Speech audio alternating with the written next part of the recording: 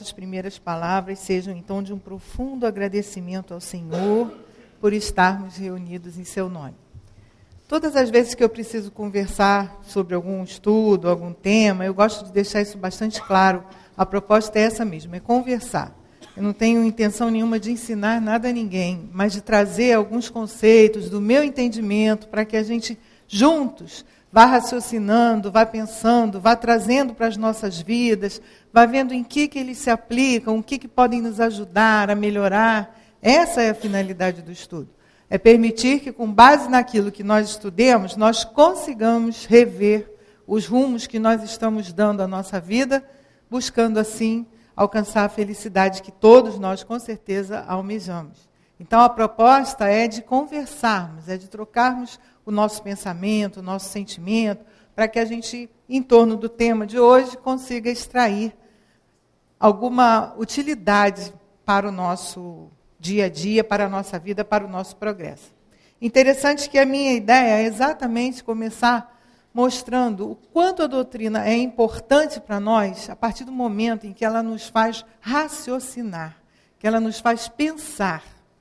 É muito importante que nós entendamos que nós precisamos começar a pensar naquilo que nós estamos ouvindo, naquilo que nós estamos lendo, estudando.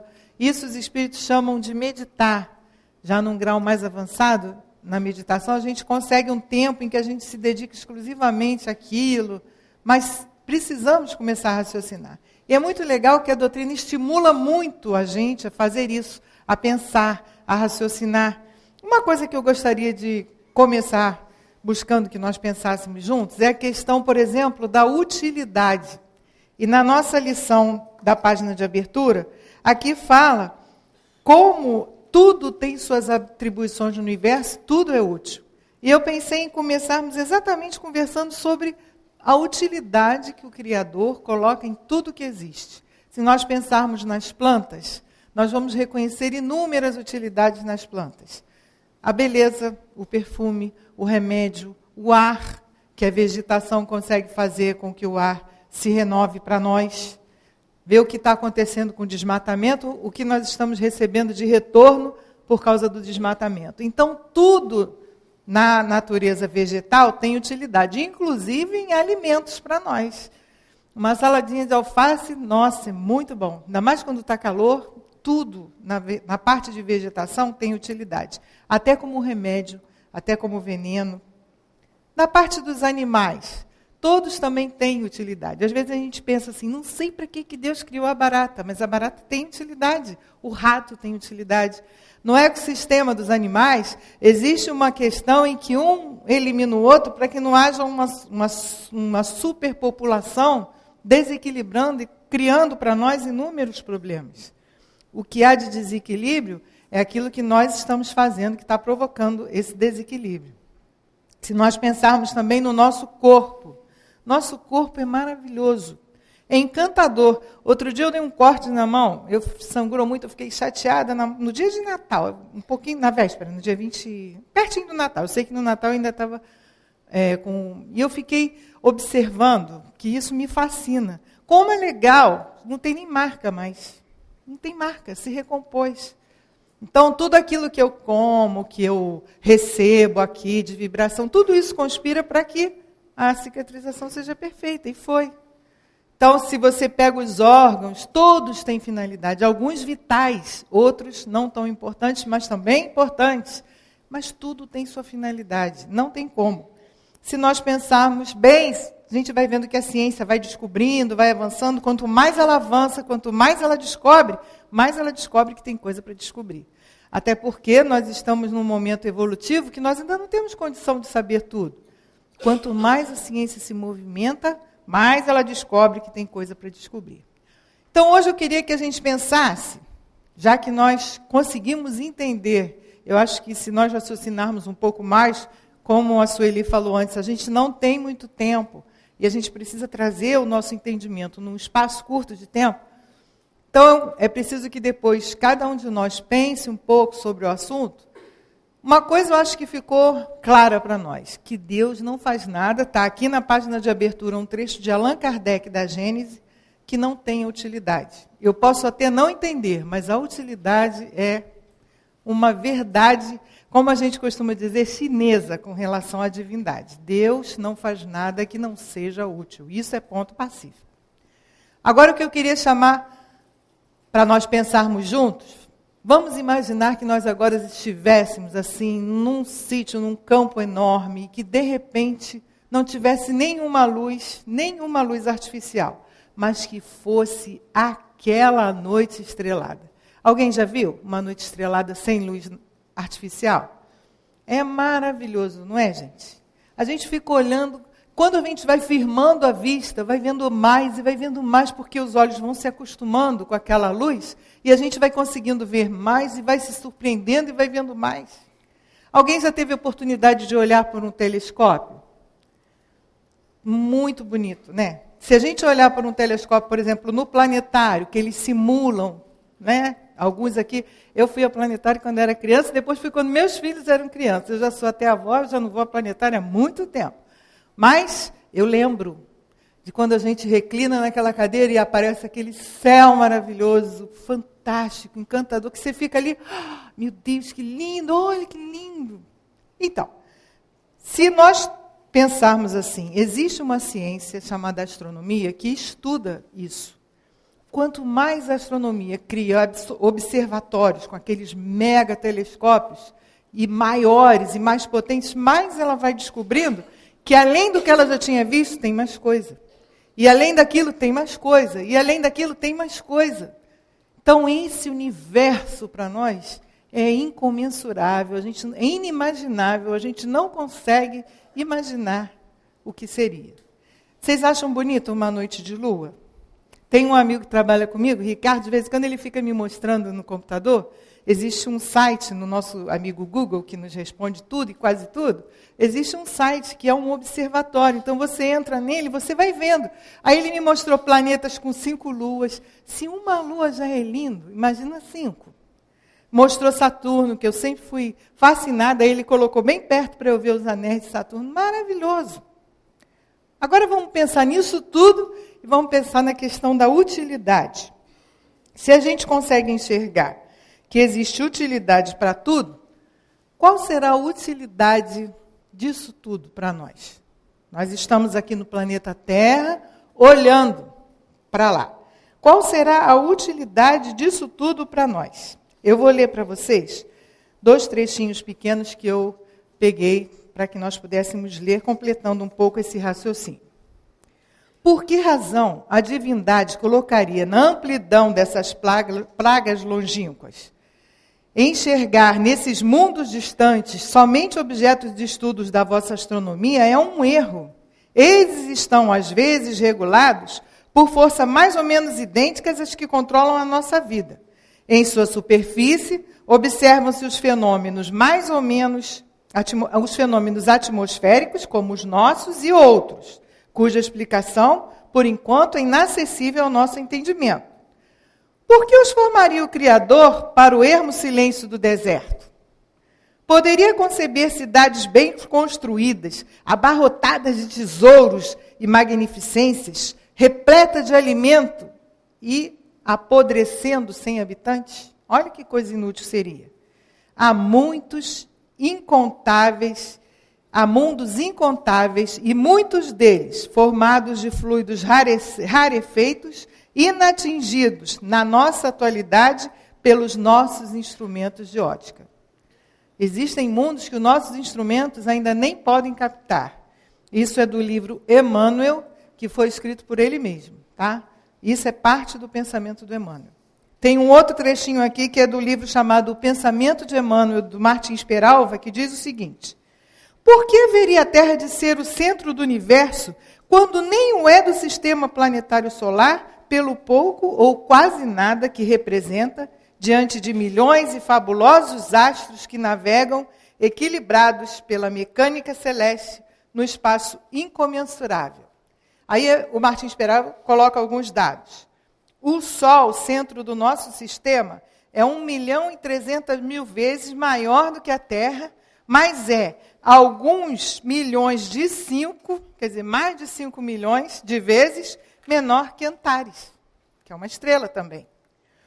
O brilho de Canópolis, uma outra estrela, é 80.000 vezes superior ao brilho do Sol. Urano é 70 vezes maior que a Terra, pequenina laranja dentro do nosso sistema. Terra é a laranjinha dentro do sistema. E Capela é 5.800 vezes maior do que o Sol. Júpiter, que maravilha, tem 12 satélites conhecidos. Por que, com semelhante insignificância dimensional, seria o nosso pequenino e desajeitado planeta a razão de ser da própria vida da humanidade e o núcleo polarizador de milhões de galáxias? Sob o ponto de vista filosófico, transitam as almas por vários mundos, purificando-se cada vez mais e mais e adquirindo a sabedoria que as tornará realmente perfeitas. O espírito reencarnado hoje na Terra poderá amanhã estar em Marte ou Vênus, em Saturno ou Júpiter, para citar apenas 4 dos 9 componentes do nosso sistema planetário. Então, o pensamento de Emmanuel mostra para nós que a Terra está no meio de um imenso e belo universo. E será que isso tudo é apenas para que a gente realmente fique olhando? Será que Deus, que criou tanta utilidade em tudo, tão prático, tão certo, tão eficiente em tudo, ia criar esse universo que a gente sequer consegue enxergar, apenas para que nós pudéssemos olhar e dizer, olha que lua linda? Será, gente? A gente viu aqui algumas dimensões, comparando com o nosso Sol, que a gente acha lindo, e é lindo. Se tem uma coisa gostosa, é quando a gente está com frio, bater aquele solzinho que aquece a gente, né? O Sol para nós é maravilhoso. E será que ele, que é tão pequenininho diante dos outros, é o centro de tudo? Nós, o nosso planeta, somos? O resto é só para a nossa admiração? A lógica que nos ajuda a pensar, aquilo que a doutrina nos traz, que nos ajuda a raciocinar, nos mostra que não é assim. Não há lógica nisso.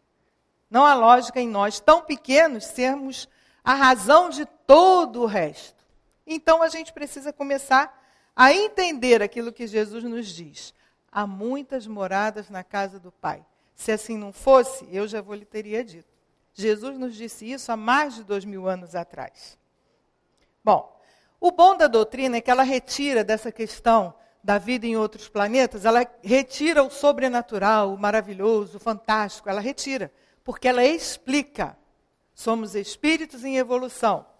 Como é que a gente pode entender? Deus criou todos os espíritos da mesma maneira, todos, simples e ignorantes. Os que estão aqui, os que já estão em Júpiter, os que já estão muito além, todos foram criados da mesma maneira. E Deus não para de criar.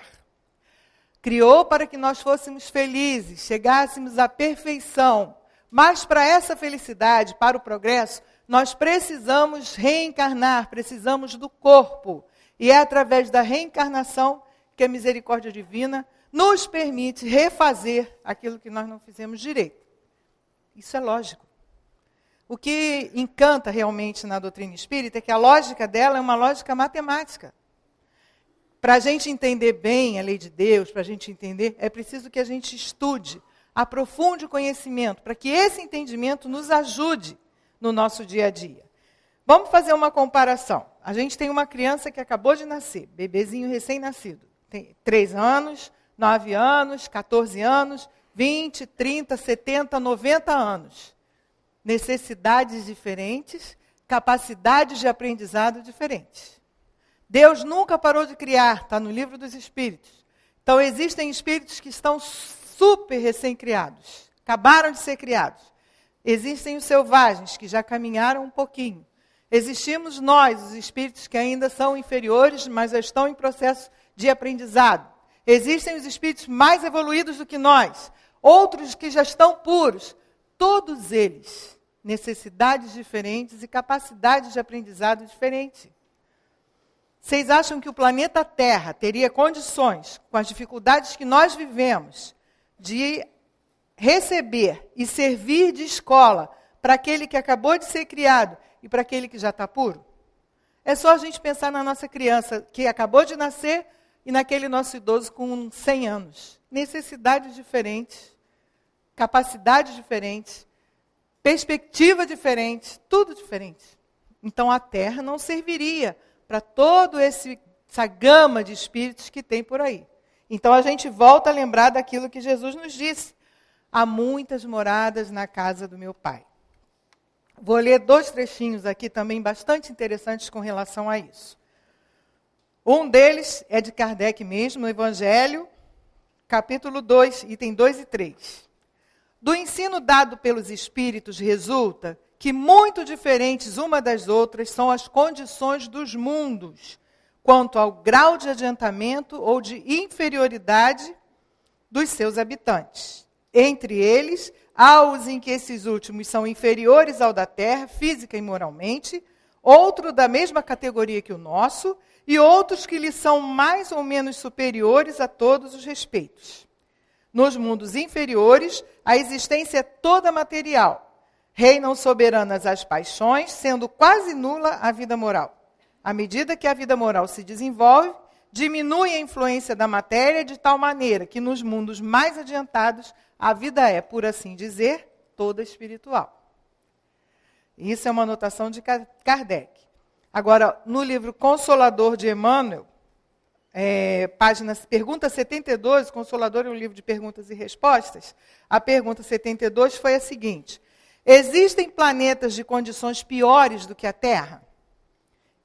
Resposta do Emmanuel: existem orbes ou planetas que oferecem piores perspectivas de existência que o vosso. E no que se refere a perspectivas, a Terra é um plano alegre e formoso de aprendizado. O único elemento que aí destoa da natureza é justamente o homem, avassalado pelo egoísmo. Conhecemos planetas onde os seres que os povoam são obrigados a um esforço contínuo e penoso para aliciar os elementos essenciais à vida. Outros ainda, onde numerosas criaturas se encontram em doloroso degredo. Entretanto, no vosso, sem que haja qualquer sacrifício de vossa parte, tendes gratuitamente céu azul, fontes fartas, abundância de oxigênio, árvores amigas, frutos e flores, cor e luz, insantas possibilidades de trabalho que o homem há renegado em todos os tempos. Então, existem mundos de várias formas, diferentes uns dos outros, para atenderem à condição espiritual do espírito que necessita reencarnar. Agora eu queria convidar vocês a pegar o papelzinho, a folhinha de mensagem que nós recebemos, para que nós leiamos juntos o texto de hoje. Vamos ler rapidamente, passar uma lidinha, porque, na verdade, não dá tempo de nós fazermos uma leitura profunda. Mas é muito bom que nós estejamos levando o trecho para casa, porque se nós não tivermos o livro dos Espíritos e acharmos que vale a pena pensarmos um pouco mais no assunto, nós podemos voltar a lê-lo, já que ele está conosco, junto da mensagem de abertura. A primeira pergunta de hoje, nós estamos estudando o capítulo 4, Pluralidade das Existências, Encarnação nos Diferentes Mundos. Pergunta 172. Nossas diversas existências corporais efetuam-se todas na Terra? Até aqui nós já viemos estudando o Livro dos Espíritos, e nessa pergunta nós já entendemos que o Espírito reencarna diversas vezes. Então Kardec perguntou aos Espíritos se as diversas existências efetuam-se todas na Terra. E os Espíritos respondem, nem todas, mas em diversos mundos, a deste mesmo não é a primeira, nem a última, e é uma das mais materiais e das mais distantes da perfeição.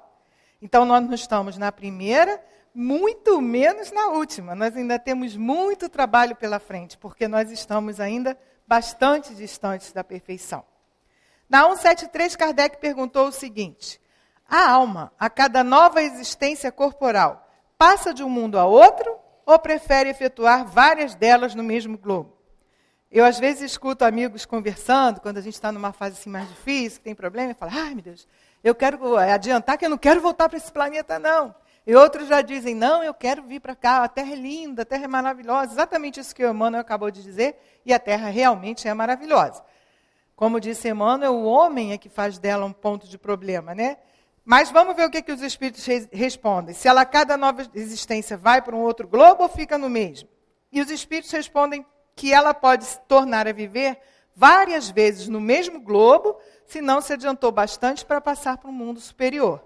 E aí eu também lembro do pessoal dizendo que a gente precisa estar atento, trabalhar, crescer, progredir, para acompanhar essa fase de transição da Terra, que nós sabemos que, graças a Deus, está começando a sua transição para o planeta de regeneração, que é uma coisa bastante lenta, que vai levar séculos, mas que já está começando. Que se nós não acompanharmos, está dito aqui agora no Livro dos Espíritos, nós temos que passar por um mundo igual ao que a Terra é hoje. Não poderemos continuar no mundo de regeneração que ela se tornará. Assim, podemos reaparecer várias vezes na Terra? Certamente. Podemos retornar a esse depois de ter vivido em outros? Por exemplo, eu encarno num, do mesmo patamar, e posso voltar para cá? Sem dúvida. Já até pode vir algures, já pudeste viver algures, quer dizer, em outro lugar e na Terra. Isso já pode até ter acontecido conosco, já que a gente não tem a memória da nossa vida passada.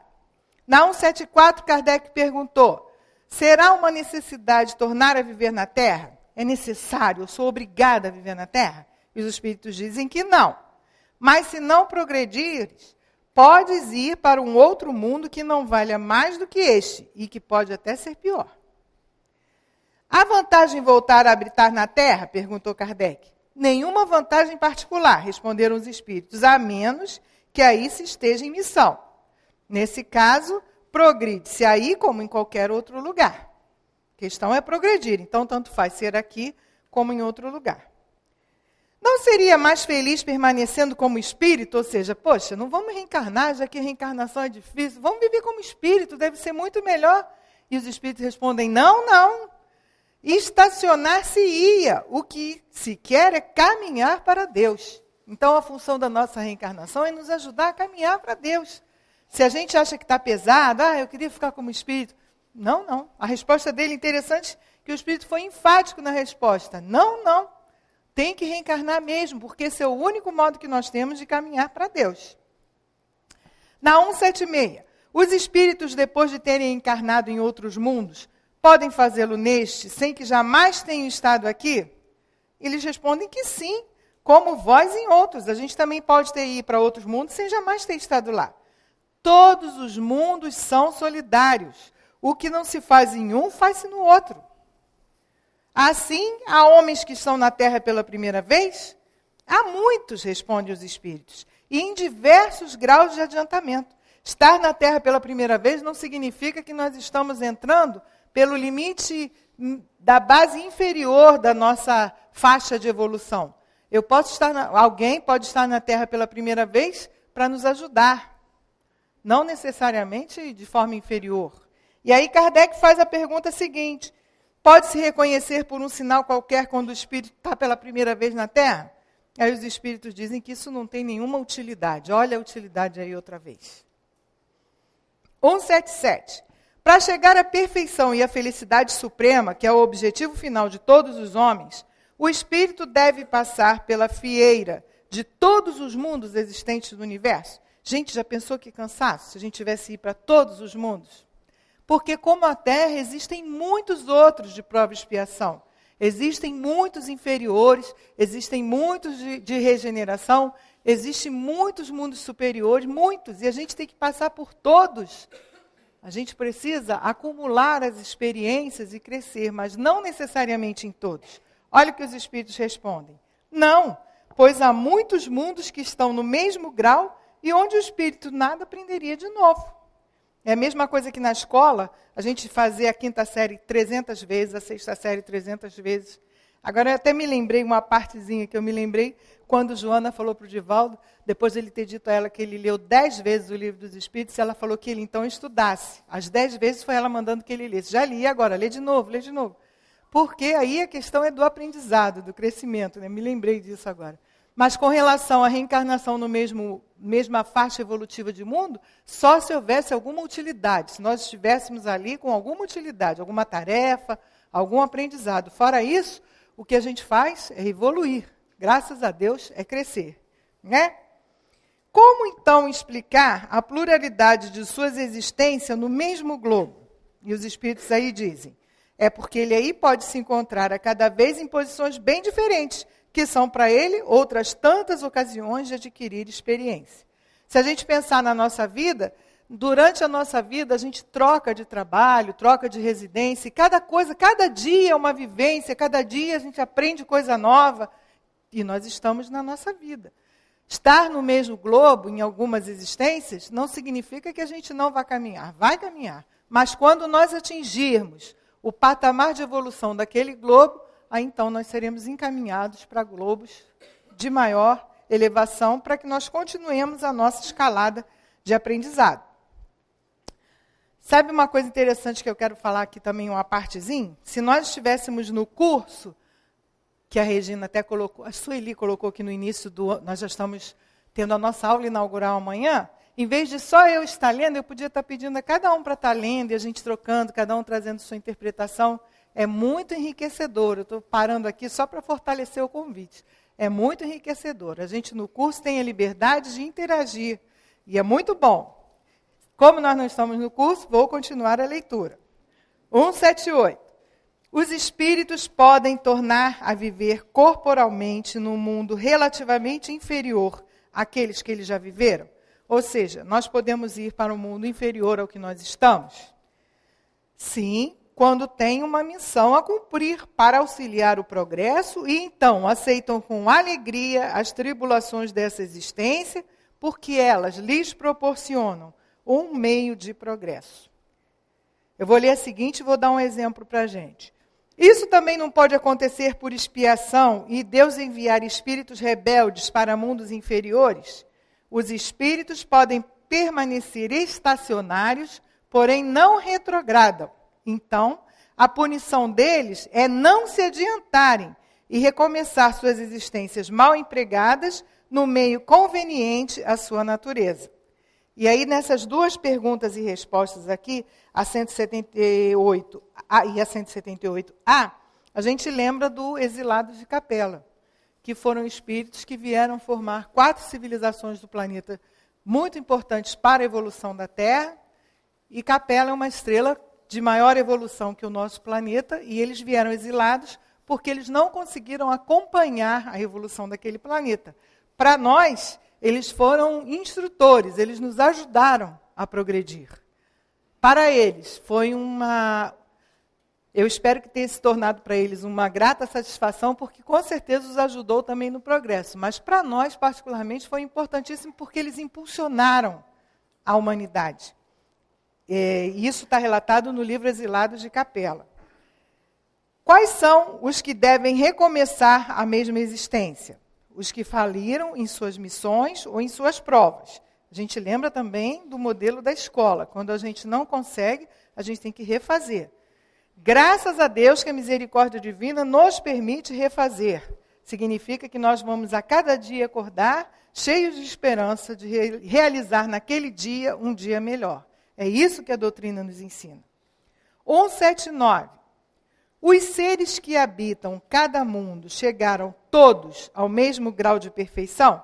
Essa a gente pode pensar antes de ler a resposta.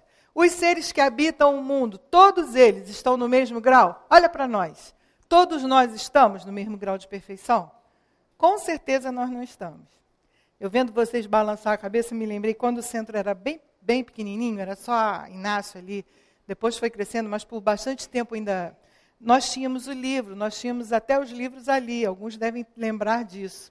E eu me lembro que o Altivo, quando ele fazia estudo do Livro dos Espíritos, ele gostava de ler a pergunta, e ele falava assim, ele falava exatamente isso, antes da gente ler a resposta, vamos pensar. Agora vocês responderam, e eu me lembrei dele, porque ele fazia a gente raciocinar, para ver se ele falava, agora vamos ver se a gente acertou. Aí ele lia a resposta, e muitos acertaram. Não.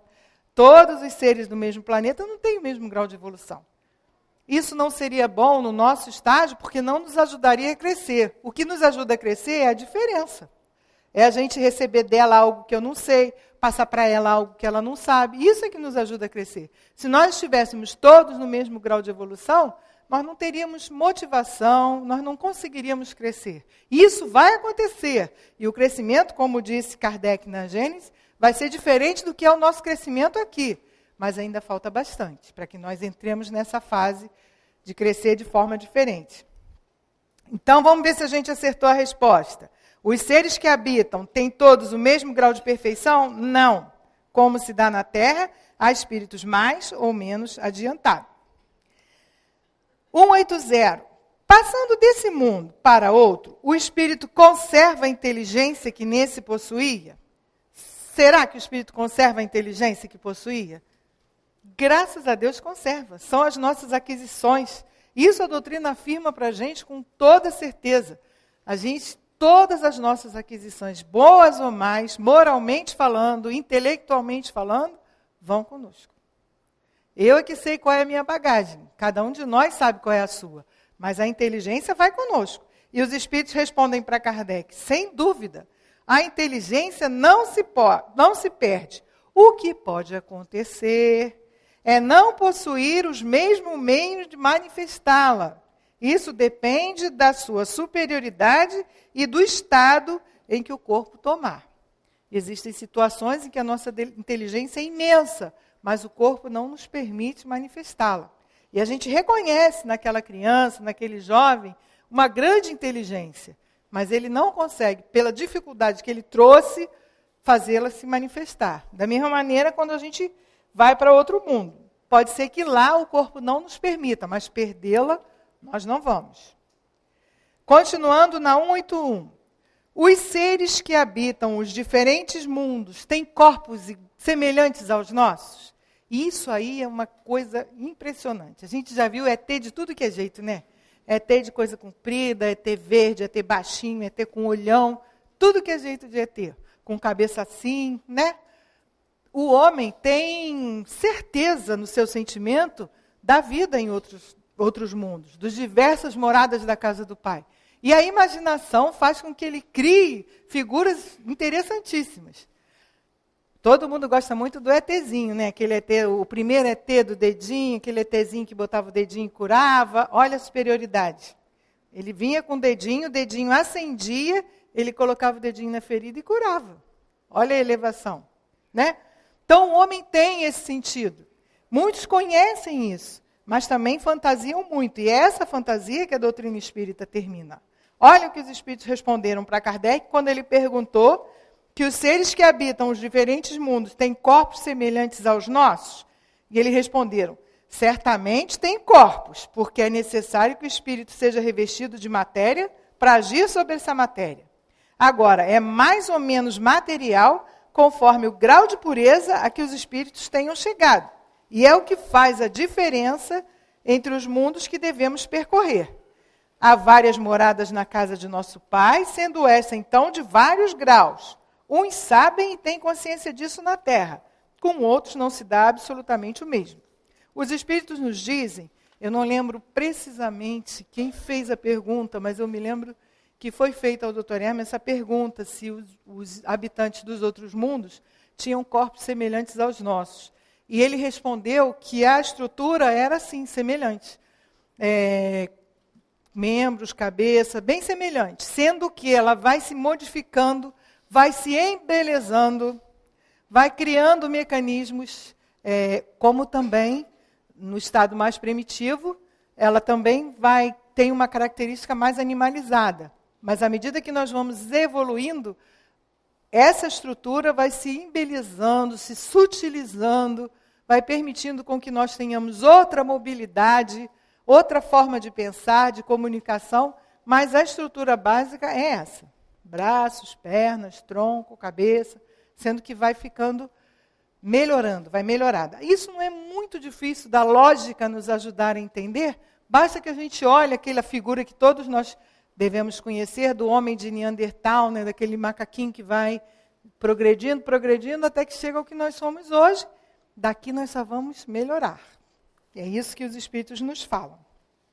Agora a pergunta 182.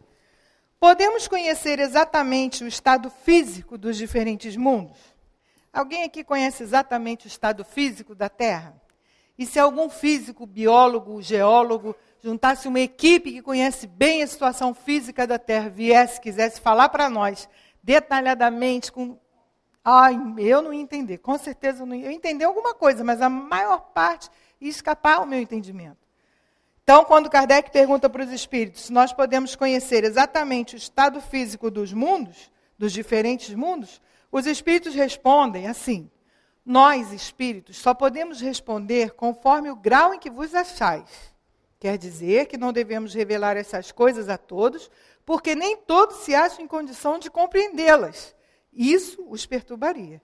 Com certeza nos perturbaria, porque seriam muitas informações das quais nós não conheceríamos nada e não adiantaria. É a mesma coisa se eu quisesse conversar um pouco, eu não sei nada disso, mas vamos que eu quisesse conversar um pouco com vocês sobre física quântica. O que eu sei de física quântica é o mínimo, é só o que é. Mas se eu quisesse aprofundar, falar profundamente, nós não íamos entender nada. Primeiro que eu não ia saber falar, mas mesmo que eu soubesse, não é uma coisa de domínio comum. Então seria muito difícil que a gente conseguisse, com física quântica, um entendimento racional para nós. Porque está fora do nosso entendimento. Poderia até nos atrapalhar, poderia até nos perturbar. Não é? Aqui tem um comentário de Kardec muito interessante, dizendo que à medida que o espírito se purifica, o corpo que reveste o espírito, também se purifica, se aproxima da natureza espírita. A matéria se torna menos densa, ele já não rasteja, como ele chama rasteja penosamente ao solo, a nossa forma de andar. Kardec, no comentário, fala rasteja penosamente ao solo, quer dizer, a gente anda mesmo colado no solo, né? E quando vai se purificando a matéria mais etérea, uma natureza mais etérea, o espírito já não faz mais isso. É mais livre, tem coisas mais longínquas, percepções mais longínquas, coisas que a gente sequer conhece, porque ele vê com os olhos, não do corpo, pelo pensamento. Ele tem aqui um trecho maior, mas que a gente agora não vai ler para dar tempo da gente ler o restante. Passado de um mundo ao outro, o espírito passa por uma nova infância. Ele diz que a infância é em toda parte uma transição necessária. Mas quando a gente vai para um mundo mais elevado, ela não é tão obtusa, com tanta dificuldade, com tanta carência, com tanta necessidade de dependência, quanto é a nossa infância aqui.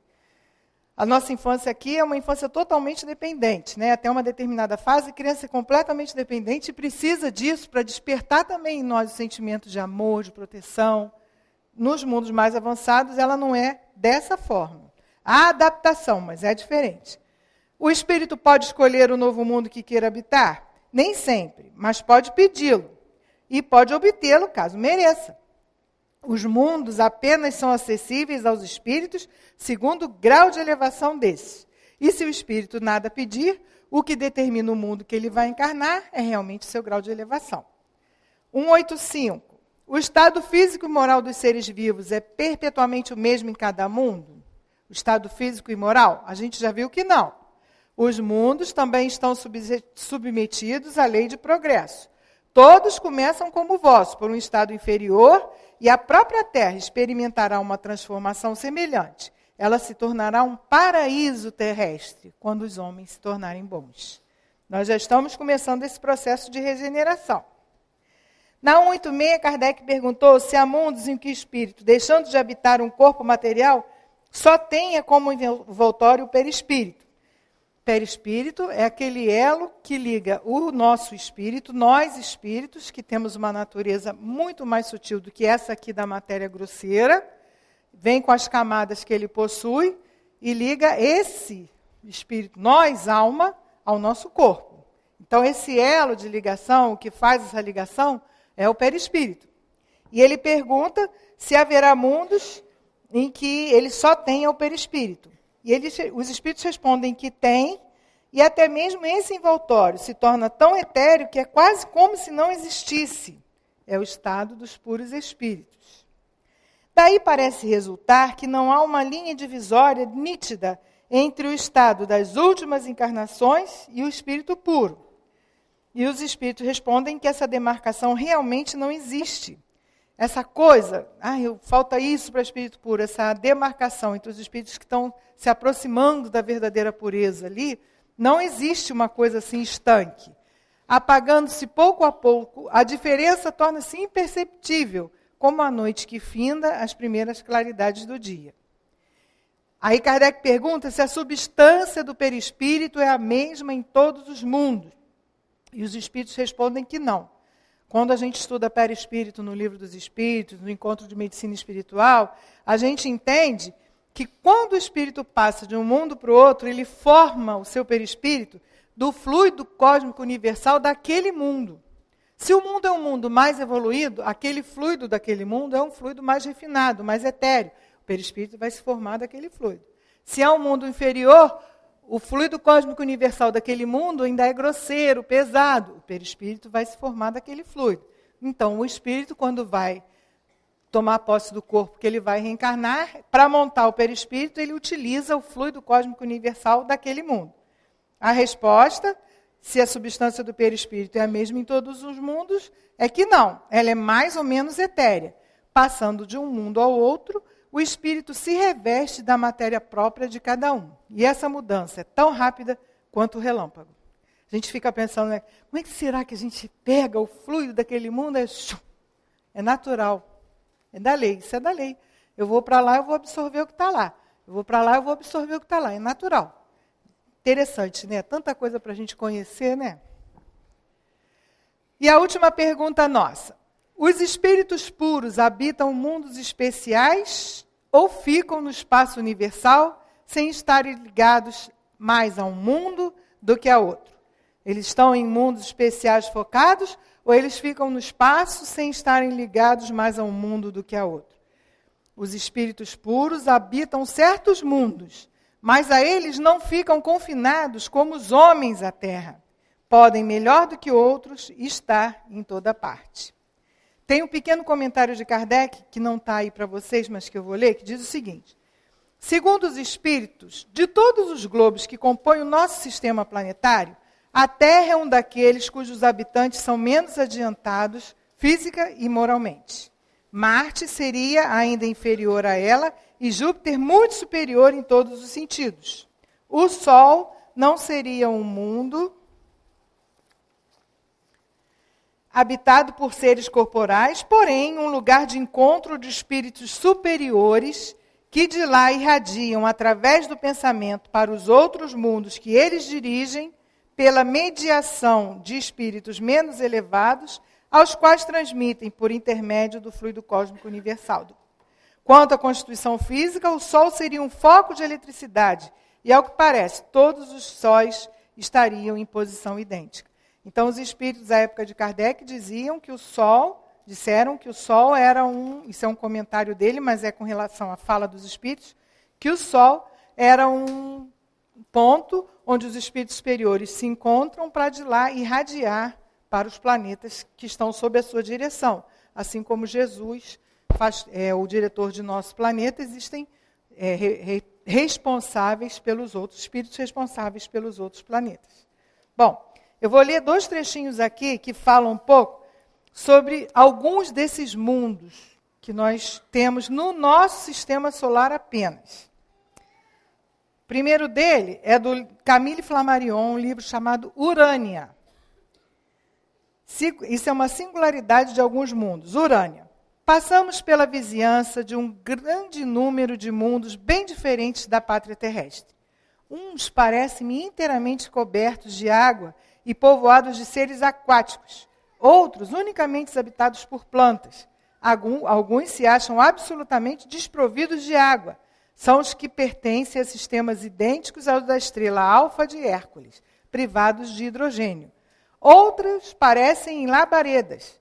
Paramos perto de muitos. Que inimaginável variedade. É do livro Urânia, de Camille Flammarion. Tem um outro trechinho aqui. Existe um livro que está esgotado, chamado Cartas de uma Morta, que é um livro de psicografia de Chico. São cartas da mãe dele, de Dona Maria João. E ela conta que nesse livro, que do nosso sistema, o planeta que mais a intrigava, a atraía, era Saturno. E que as poucas vezes que ela podia parar e olhar o céu, ela ficava buscando alguma coisa sobre Saturno. Imagina, com a dificuldade de vida que eles tinham naquela época, ela não conseguia realmente ver quase nada. E nesse livro, ela conta uma visita que um amigo espiritual fez com ela a Saturno. Vou ler uns trechinhos aqui. Maria João de Deus era mãe de Chico Xavier nessa sua última encarnação. Desencarnada, ela visita Saturno. Eis o resumo de seu relato. O relato é muito maior, eu vou ler só um trechinho. Vi-me então numa superfície diversificada, onde parecia pisar sobre um amontoado de massas mais ou menos análogas ao gelo, sentindo-me envolvida numa temperatura singular. Avistei muito distante, como um novelo de luz levemente azulada, o sol. Todavia, só pude saber que se tratava desse astro, porque me disse o esclarecido mentor e devotado guia, tal era a diferença que eu constatava. De longe, ela estava vendo o sol como se fosse um novelo azul. A luz se espalhava por todas as coisas, mas o seu calor era menor, dando-me a impressão de frescura e amenidade, arrancando do cenário majestoso que eu presenciava tonalidades de um rosa pálido e de um azul indefinível. Olha como ela via o sol lá de Saturno. A diferença que é para Saturno a visão do sol. Vi depois várias habitações de estilo gracioso, onde predominavam grandes colunatas artisticamente dispostas, decoradas com uma substância para mim desconhecida, que mudava de cor em lindíssimas nuances ao reflexo da luz solar. Uma vegetação estranha coalhava o solo branco, às vezes brilhante. A clorofila, porém, que se conhece no planeta terráqueo, devia estar substituída por outro elemento, porque todas as folhagens e ramarias eram azuladas. Contudo, os espécimes de flores que eu tinha sob as vistas eram de coloridos variados, apresentando as mais singulares tonalidades quando refletiam a luz circunstante. Flores extraordinárias pela superfície daquele mundo e as substâncias constitutivas dos corpos menos pesados, lá do que aqui, permitiu a formação dos seres incomparavelmente menos pesados, mais aéreos, mais sutis, mais sensíveis. E ela aí vai continuando, tá? Tem mais um pedacinho aqui sobre Marte, mas eu não vou ler por causa do horário que está adiantado. Então, quem quiser ler, tem esse livro de Dona Maria João, está esgotado, mas tem o Urânia, tem os livros de André, Evolução em Dois Mundos, A Caminho da Luz, todos eles falam sobre vidas fora da Terra, para que a gente entenda a nossa posição. E qual é a nossa posição? O que a gente pode pensar sobre isso? A gente precisa pensar muito e aproveitar muito a nossa oportunidade de reencarnação. Nós vimos rapidamente, de uma forma muito simples, muito rápida, muito superficial, a grandeza do universo. Nós fazemos parte disso. Nós fazemos parte dessa grandeza. Tudo isso conspira para que nós tenhamos a finalidade que Deus nos criou, para que fôssemos felizes e progredíssemos. Para isso é que nós estamos aqui.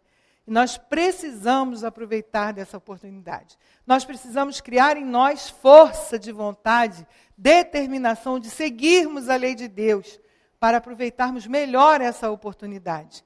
Para seguirmos a lei de Deus, nós precisamos conhecê-la. Nós precisamos estudar. Nós precisamos pensar, raciocinar, avaliar. Reitero aqui o convite da Sueli. Amanhã é a nossa aula inaugural. Nós temos aqui inúmeros cursos, várias frentes, de quase tudo que vocês imaginarem relacionados com a doutrina espírita, nós temos. Vamos começar, o ano está começando, vamos colocar isso para nós como um propósito. Vamos começar a estudar. Vamos acelerar em nós esse processo de crescimento, para que a gente entenda melhor qual é o nosso papel, que é muito importante, porque nós somos os seres inteligentes da criação. Deus nos criou para a felicidade. E a única pessoa que me afasta da felicidade que eu almejo, da paz que eu persigo, sou eu mesma.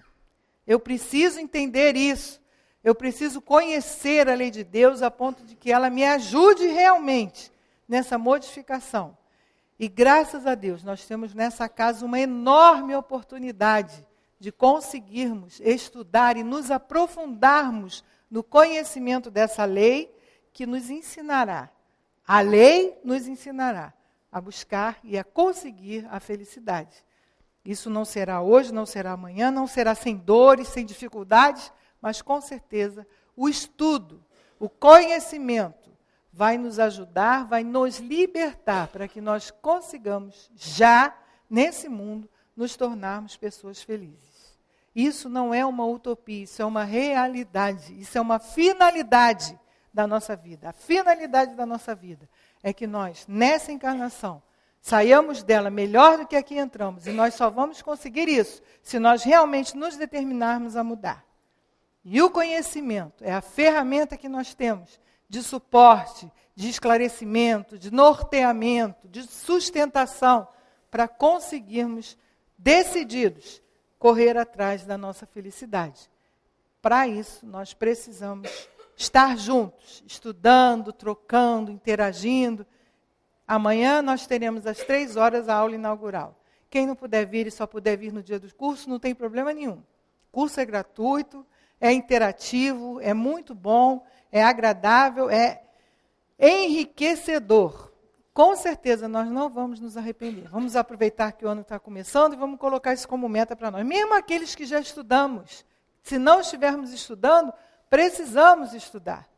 Por isso, Joana disse ao Divaldo que ele lesse 10 vezes o Livro dos Espíritos, e na 10ª ela disse para ele, então agora você estude.